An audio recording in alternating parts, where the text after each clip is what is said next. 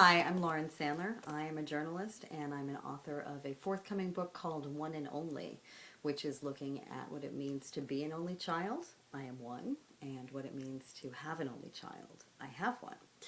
It has occurred to me that we agonize about every detail about parenting, which schools, which diapers, which food to serve our kids, but we never actually talk about whether we should be having more kids or even whether we want to be having more kids.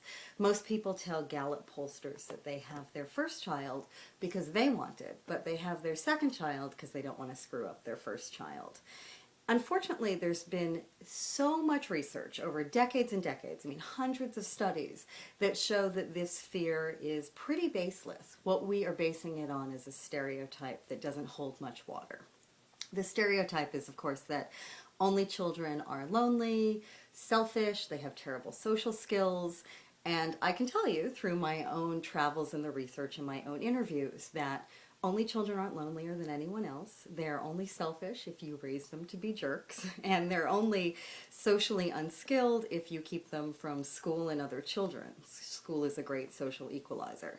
So if only children aren't worse off, it's worth thinking about why we're having them for our first children. Most people choose to be parents, and so that's a desire that we have to nurture and to raise a new generation. But we have other desires too. We tend to have desires to do meaningful work and to have an adulthood which is a little bit more liberated than adulthood used to be in the past, one that allows pleasure and travel and friendships and excitement and, God forbid, an inner life. And in my research about what it means to have more children, those are all things that tend to be sacrificed the larger your family becomes.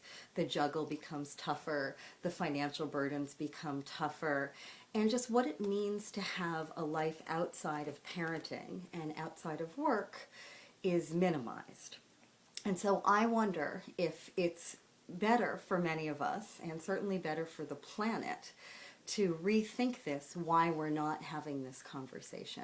And I think we should start it now. I think that having only children is a legitimate choice. However, it's not the choice for everyone. I am the last person to join the chorus of voices telling women what to do with their bodies. I think if you want to have a ton of kids, have them. If you want to have no kids, that is equally legitimate. But if you are only having a second kid out of fear, it's time that we examine the data and have a different conversation about it. If you're interested in learning more about this, my book will be out in June from Simon & Schuster. It's called One and Only, and in the meantime, there's information on my website, which is laurensandler.com.